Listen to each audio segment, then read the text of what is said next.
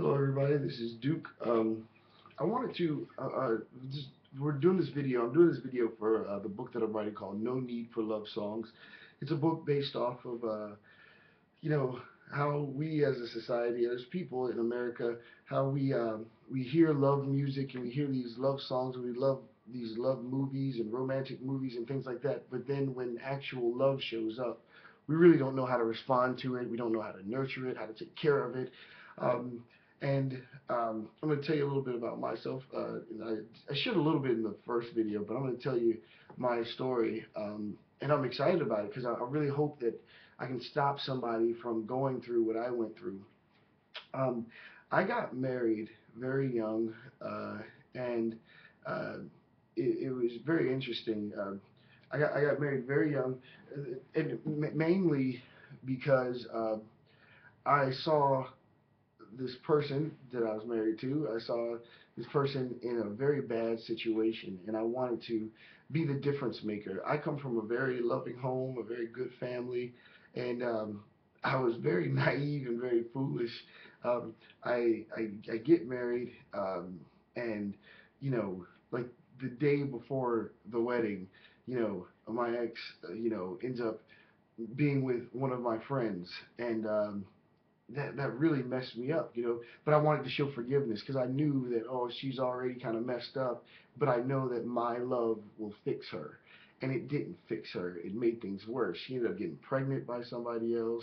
And I forgave her for that. And then she continued having affairs, and I forgave her for that, and forgave her for that. And it was constantly forgiving. And then it got to the point where it was like, okay, like this is not going to stop. And I wish I was smarter. Matter of fact, just to be honest with you, one of the reasons that I didn't get a divorce is because I didn't want to be a divorced preacher. I used to be a pastor. I used to be a preacher, and I didn't want to be a divorced preacher. And I was so worried about what Christians would say and what people would think and how they would talk about me. So I stayed in the marriage and tried to be the hero for the sake of other people, because I never wanted anybody to say something like, well, your marriage didn't work out, so why should people listen to you? Because I know people usually don't take the time to find out exactly what happened, and why did you get a divorce and why this happened. So I decided to be strong when really I was being weak because I was worried more about what people thought than what was good for me and what I needed to do. And it ended up putting myself at risk. And it ended up, it was very humiliating, very tormenting.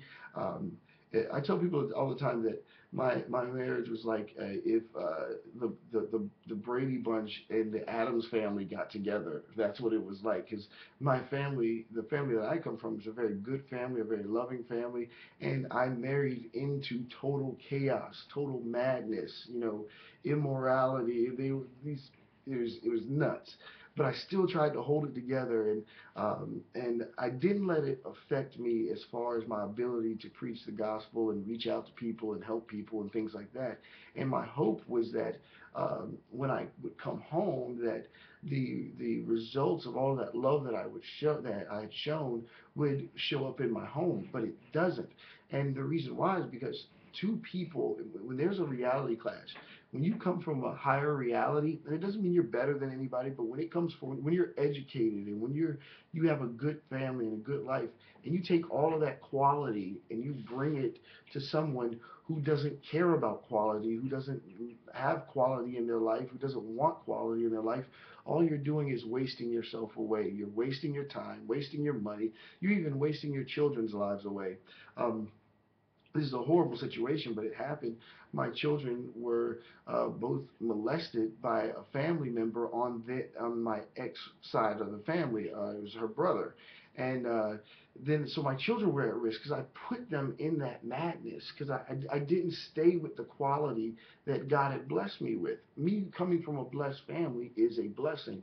So what I should have done was keep my family with that quality life, and I didn't do that. I should have valued myself enough to say, hey, do I want these people being my children's grandparents? Do I want this person being my children's uncle?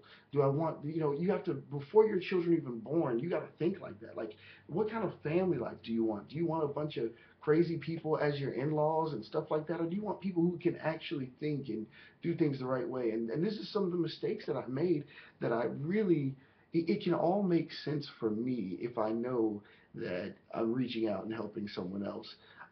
Also, also one of the things that happened is that, of course, I didn't get married for the right reasons because it wasn't based off love. It was based off me, it was based off me wanting to help someone and make someone's life better and all this other stuff. That's ministry. You don't put yourself at risk like that.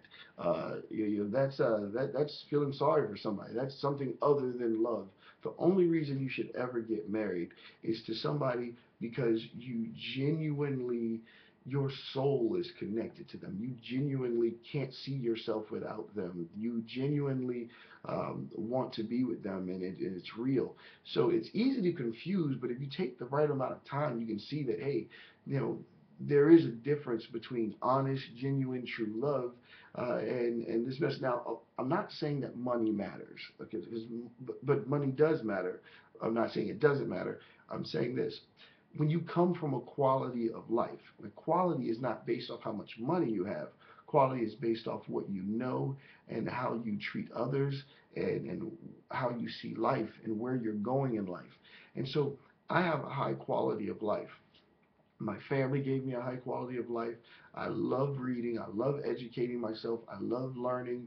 And I need to be with someone. I needed to be with somebody who loved to progress and grow there. It didn't matter where they came from financially, but if their thinking is not right, then that's where the problem lies.